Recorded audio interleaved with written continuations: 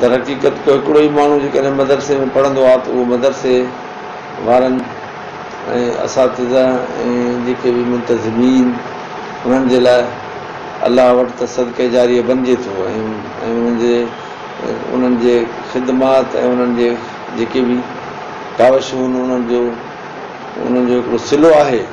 लेकिन हर हिकु माण्हू पंहिंजे लाइ उहो अकेलो ई आहे न, जेको बि तालिब इल्म आहे उहो पंहिंजे लाइ अकेलो आहे। तंहिं करे हर हिकु माण्हू खे उन अकेले वांगुरु जेको हिकिड़ो माण्हू महिनती आहे ऐं महिनत सां पढ़े थो ऐं सुठनि दर्जनि में कामयाबु थिए थो, हर हिकु माण्हू खे इहा कोशिशि करणु घुरिजे ऐं रीस करणु घुरिजे त मां बि उन वांगुरु थियां जेको 100 दर्जा खणी या 90 दर्जा खणी ऐं जयीद जिद्दन ऐं मक़बूल मुमताज़ दर्जो हासिल थो करे। सभिनी शागिर्दनि खे हक़ीक़त में इहा कोशिशि करणु घुरिजे। अल्लाह तबारक व तआला तव्हां सभिनी खे असांखे अहिड़े क़िस्म जी महिनत इल्मी शरफ़ अता करे ऐं असांखे तौफ़ीक़ अदा करे त जीअं असां अॻिते जे लाइ दीन जी क़ुरान जी तालीम दिलचस्पी सां पढ़ूं, जेके फज़ूलियात आहिनि उन फज़ूलियात खां पाण खे बचायूं। फज़ूलियात में अक्सर बेशितर अॼुकल्ह जेके मोबाइल वग़ैरह आहिनि इहे माण्हू जे तालीम खे इंतिहाई नुक़सानु पहुचाइनि था, उन सां गॾोगॾु अख़लाक़ खे बि नुक़सानु पहुचाइनि था। तंहिं करे इन खां बि तालिब इल्म खे परे रहणु ज़रूरी आहे।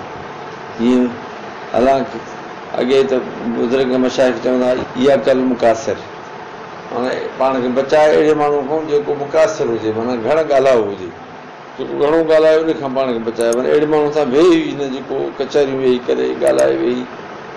हाणे त इहा हिकिड़ो ज़ालिम शइ निकिरी पई आहे, हर हिकु माण्हू सां साण आहे जेको घंटनि जा घंटा उहो माण्हू पाण खे गाफ़िल बणाए थो। उन सां गॾोगॾु उनजे दिलि में बि कसावत ऐं कारह पैदा थिए थी।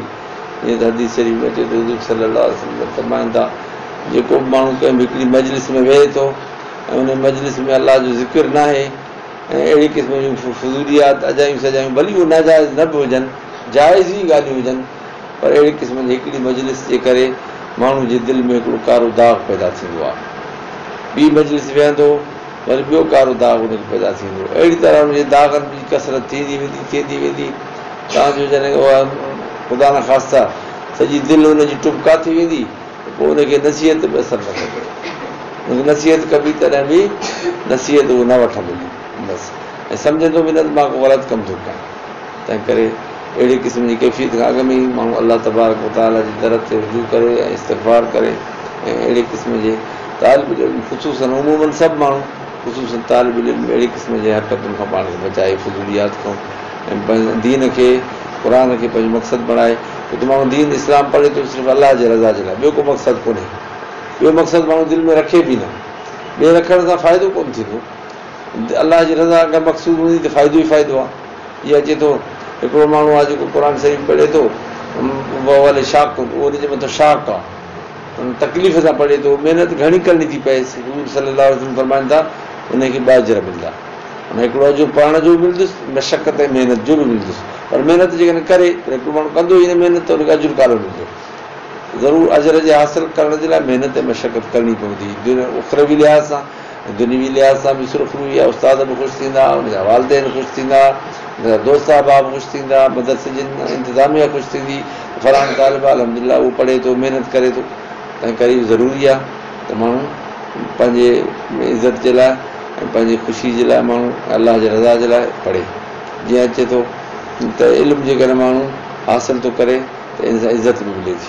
मक़सदु खणी न आहे इहो, मक़सदु त अलाह जी रज़ा आहे, पर ग़ैर मक़सदु तौरु इहा शइ माण्हू खे मिली वेंदी आहे। इहो ई आहे जीअं हिकिड़ो माण्हू सफ़र ते वञे थो, रस्ते में बाग़ात वग़ैरह अजीब ग़रीब मनाज़र ॾिसे थो अजीब शयूं हिकिड़ियूं कुदरती, उहे मक़सदु त न हूंदियूं आहिनि, पर उन ॾिसण सां माण्हू खे फ़रहत आराम राहत सुकून मिलंदो आहे। अहिड़ी तरह सां इज़त जेका इल्म जे करे मिले थी उहा मक़सदु त न आहे, मक़सदु त आहे अलाह जी रज़ा। फ़ाइदो दीन जे इल्म मां तॾहिं थींदो जॾहिं मक़सदु हुजे त अलाह जी रज़ा थी वञे, अलाह मूंखां राज़ी थिए, अलाह जो रसूल राज़ी थिए। इहो जेकॾहिं मक़सदु हूंदो त पोइ दीन जे इल्म में फ़ाइदो आहे, क़ुर जे इल्म में फ़ाइदो आहे। ऐं बाक़ी इज़त त उहा मिलंदी, इज़त मक़सदु न आहे, ग़ैर मक़सूद आहे, लेकिन मिलंदी ज़रूरु मिलंदी। ऐं अलाह से फरमाए थो अल्लज़ीना ऊतुल इल्म दरजात, जंहिंखे इल्मु हूंदो हुनखे दर्जा बि मिलंदा, अलाह वटि दर्जा बि मिलंदा ऐं दुनिया आख़िरत में इज़त बि मिलंदी। हिकु मक़सदु त सिर्फ़ु अलाह जी रज़ा आहे। अलाह साईं असांखे दुनिया आख़िरत जी इज़त नसीब करे, पंहिंजी रज़ा नसीब करे, इल्म मां अमल नसीब करे। अलाह तबारक व तआला हर क़िस्म जी ख़राफ़ात, हर क़िस्म जी हरकतुनि शरारतुनि खां बचाए। अल्हम्दुलिल्लाह रब्बिल आलमीन सल्लल्लाहु तआला अला ख़ैरि ख़ल्क़िही मुहम्मद व आलिहि व सहबिहि अजमईन। या रब्बी लकल हम्दु कमा यंबग़ी लिजलालिक, या रब्बी लकल हम्दु कमा यंबग़ी लिजलालिक। सल्ली अला सय्यिदिना व मौलाना मुहम्मद व आलिहि वसल्लम। اللهم إنا نسألك بسبب هذا البر والتقوى ونعوذ بك من عذاب النار.